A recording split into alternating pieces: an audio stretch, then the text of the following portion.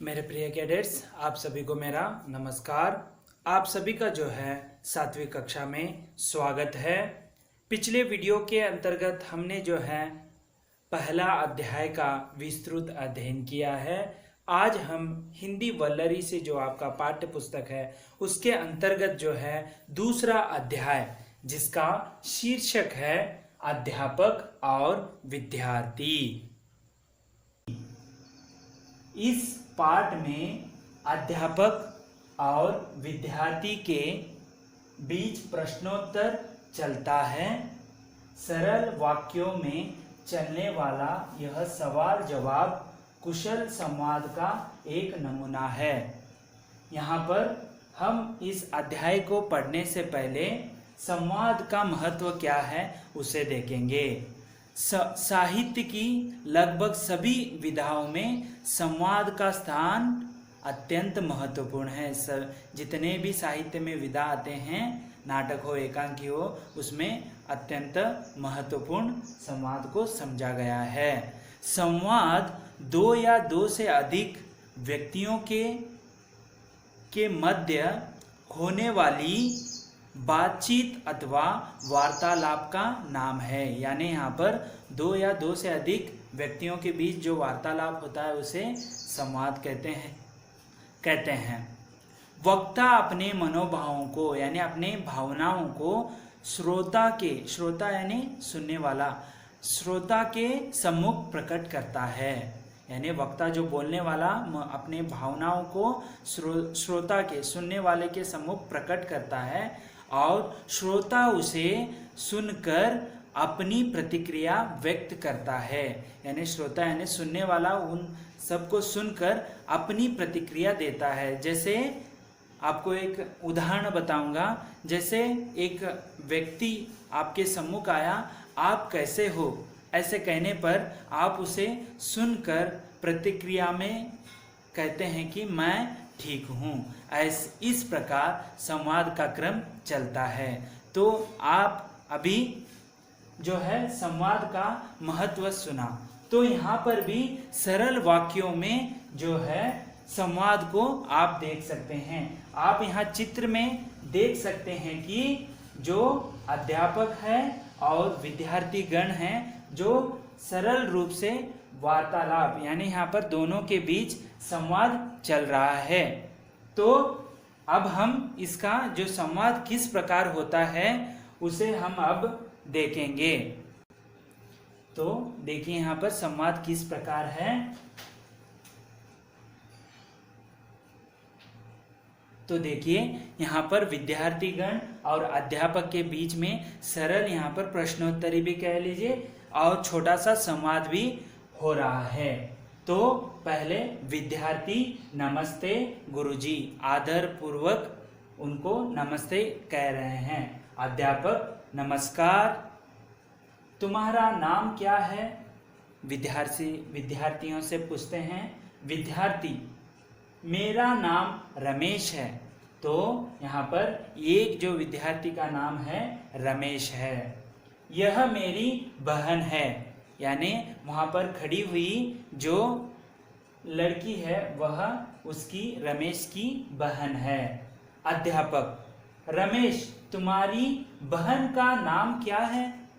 तो अध्यापक फिर से सवाल पूछते हैं, तुम्हारी बहन का नाम क्या है? रमेश मेरी बहन का नाम राधा है। तो रमेश कहता है कि मेरी बहन का नाम राधा है। तो अध्यापक कहते हैं राधा तुम कहाँ पढ़ती हो?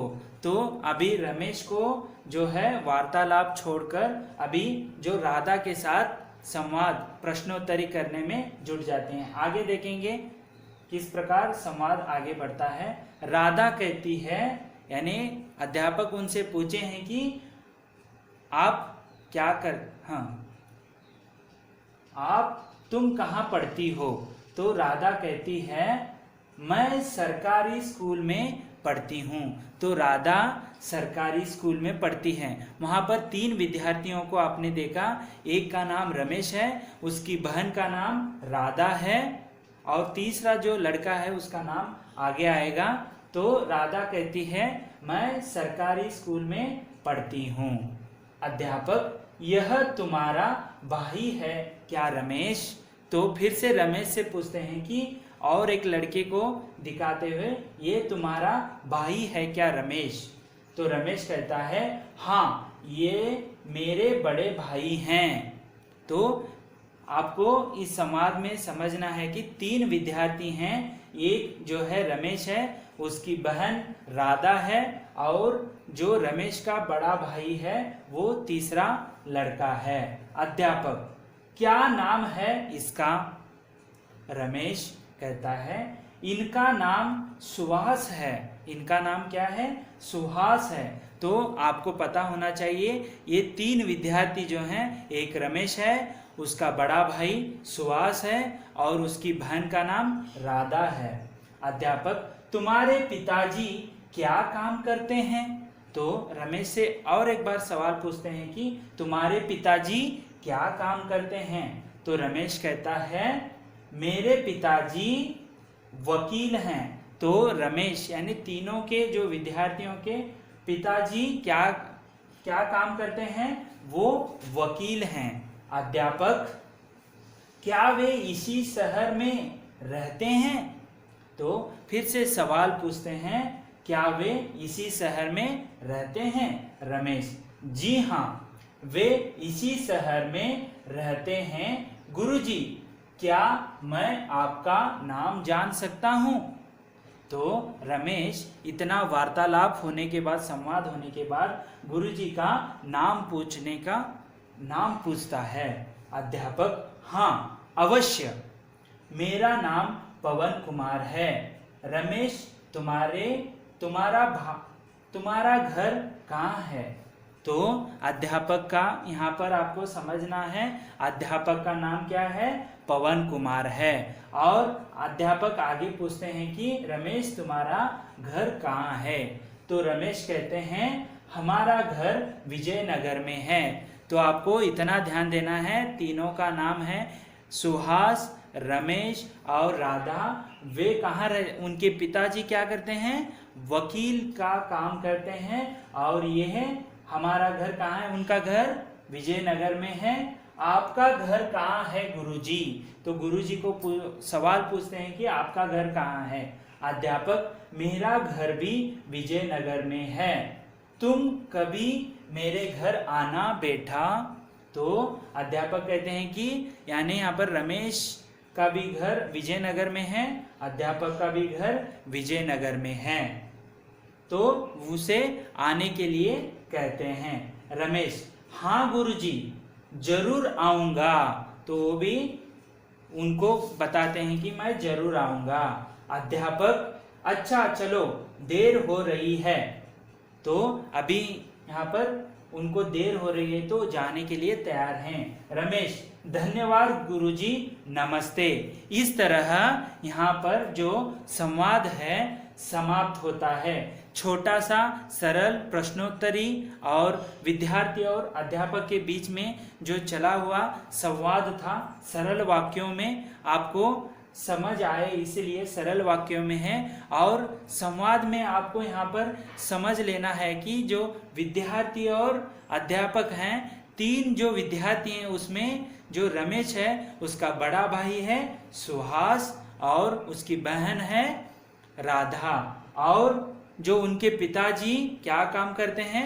वकील का काम करते हैं। अध्यापक का नाम क्या है आपको इसमें ध्यान देना है? पवन कुमार है। और रमेश हो या अध्यापक हो, ये दोनों ही विजयनगर में रहते हैं। यहाँ पर इस प्रकार ये संवाद खत्म होता है। अब हम आगे इसके अभ्यास भाग को देखेंगे। तो अभ्यास भाग इस प्रकार है, सोचो और बताओ। तो पहला जो प्रश्न है, रमेश की बहन का नाम क्या है? तो आप सोचिए थोड़ा। रमेश, हम वार्तालाप यहाँ संवाद में हम देखे हैं कि रमेश और उनकी बहन भी है और बड़े भाई भी हैं। तो आपको इसका उत्तर इस प्रकार लिखना है, रमेश की बहन का नाम राधा है। इस प्रकार आपको उत्तर लिखना है। दूसरा जो प्रश्न है, अध्यापक का नाम क्या है। यहाँ पर अध्यापक का नाम मैंने पहले ही इस संवाद में जिक्र किया है, तो इसका उत्तर इस प्रकार लिखना है कि अध्यापक का नाम पवन कुमार है। तो तीसरा प्रश्न है, रमेश का घर कहाँ है। यानी मैं पहले ही इस अध्याय में आपने अध्ययन किया है कि जो विद्यार्थी हो या अध्यापक हो उनका घर एक ही स्थल पर है। तो रमेश का उत्तर जो है इस प्रकार लिखना है, रमेश का घर विजयनगर में है। दूसरा जो है उत्तर लिखो। तो पहला प्रश्न है, राधा कहाँ पढ़ती है। तो आपको पता है राधा कहाँ पढ़ती है, जो अध्यापक पूछे थे। तो इसका उत्तर इस प्रकार होगा, राधा सरकारी स्कूल में पढ़ती है। तो आपको उत्तर लिखना होगा, राधा सरकारी स्कूल में पढ़ती है। तो दूसरा जो प्रश्न है इस प्रकार है, रमेश के बड़े भाई का नाम क्या है। तो रमेश के बड़े भाई का नाम क्या है, यह हमने आप सभी को पता है, पाठ का अध्ययन किया है। तो इसका उत्तर इस प्रकार होगा, रमेश के बड़े भाई का नाम क्या है, सुहास है। तो उत्तर ऐसे लिखना है, रमेश के बड़े भाई का नाम सुहास है। तो तीसरा प्रश्न है, अध्यापक का घर कहाँ है। यहाँ पर रमेश का पूछा था, यहाँ पर अध्यापक का पूछा है। तो उसका उत्तर इस प्रकार होगा, अध्यापक का घर विजयनगर में है। ठीक है। तो अब हम चौथा जो प्रश्न है उसकी ओर देखेंगे। रमेश के पिताजी क्या काम करते हैं। तो रमेश के पिताजी का मैंने इस अध्याय में आप सभी ने पढ़ा है, उनका काम क्या है रमेश के पिताजी का। तो उत्तर इस प्रकार होगा, रमेश के पिताजी वकील का काम करते हैं। आपको लिखना होगा, रमेश के पिताजी वकील का काम करते हैं। उसके बाद तीसरा सूचना है, पढ़ो, समझो और लिखो। यहाँ पर जो नमूना दिया है अध्यापक और अध्यापिका, तो यहाँ पर आप देख सकते हैं कि लिंग के जो हैं दो प्रकार हैं, एक पुल्लिंग और स्त्रीलिंग। जो यहाँ पर आप देख सकते हैं ये सभी जो शब्द हैं पुल्लिंग हैं और ये क्या हैं, स्त्रीलिंग हैं। तो अध्यापक का स्त्रीलिंग रूप होता है अध्यापिका। उसी प्रकार बालक का जो है स्त्रीलिंग रूप बालिका होता है। बहन का स्त्रीलिंग रूप क्या होता है, नहीं यहाँ पर गलती के लिए थोड़ा क्षमा मांगता हूँ। यहाँ पर बहन जो है स्त्रीलिंग है, भाई जो है पुल्लिंग रूप है। माता इसका पुल्लिंग रूप है पिता। मोर यह पुल्लिंग है, इसका स्त्रीलिंग रूप है मोरनी। यहाँ पर इसके मैंने लिंग का जो है आपको पिछले जो छठी कक्षा में पूरा समग्र अध्ययन किया है, उसे एक बार आप देख लीजिए। उसी प्रकार अब हम चौथे नमूना यानी विषय की ओर जाएंगे। यहाँ पर क्षमा चाहता हूँ। तो चौथा सूचना है, जोड़कर लिखो। नमूना दिया गया है, यहाँ पर जो है गुरुजी, उनका कार्य, उनका संबंध है पाठशाला से। उसी प्रकार यहाँ पर छः जो है अलग अलग दिए हैं, उनके जो संबंधित है हमको जोड़ना है। तो पहला है, उन्होंने नमूने में दिया है गुरुजी, तो वे पाठशाला से संबंधित हैं। तो वकील यहाँ किस में आते हैं, अस्पताल, खेत, न्यायालय, सेना, दुकान। तो हमें वकील का जो संबंध है न्यायालय से है। उसी प्रकार किसान जो है, यहाँ पर अस्पताल, खेत, सेना, दुकान, तो किसान का संबंध खेत से होता है। उसी प्रकार वैद्य जो हैं, इनका संबंध अस्पताल से होता है। उसी प्रकार व्यापारी जो है, इनका जो संबंध होता है दुकान से। ठीक है। उसी प्रकार सिपाही जो है, इनका संबंध जो है सेना से जुड़े होते हैं। इस प्रकार हमने जो है जोड़कर लिखो, इससे जो संबंध है उसे देखा। आगे क्या है देखेंगे। तो यहाँ पर आपको पांचवा है, सही वाक्यों के आगे जो है सही चिन्ह लगाना है और जो है निशान, और गलत वाक्यों के आगे जो है ये वाला निशान लगाना है। तो अभी जो संवाद में हमने देखा वो आपने भी अध्ययन किया है। यहाँ पर सही जो गलत वाक्य हैं उसे आज हम देखेंगे। गुरुजी का घर विजयनगर में है। तो गुरुजी का घर और रमेश का घर भी विजयनगर में है। तो ये क्या होगा, सही वाक्य होगा। हमें यहाँ पर सही चिन्ह को लगाना है। दूसरा है, रमेश के पिताजी अध्यापक हैं। रमेश के पिताजी अध्यापक हैं। तो आपको संवाद में आपने देखा है कि रमेश के पिताजी क्या हैं, वकील हैं। तो यह जो वाक्य है यह गलत है, तो गलत का चिन्ह लगाना है। तीसरा वाक्य है, सुहास रमेश का छोटा भाई है। तो सुहास जो है रमेश का छोटा भाई है, नहीं, रमेश का यह बड़ा भाई है। तो हमें यहाँ पर गलत का चिन्ह लगाना है। आगे क्या है देखेंगे।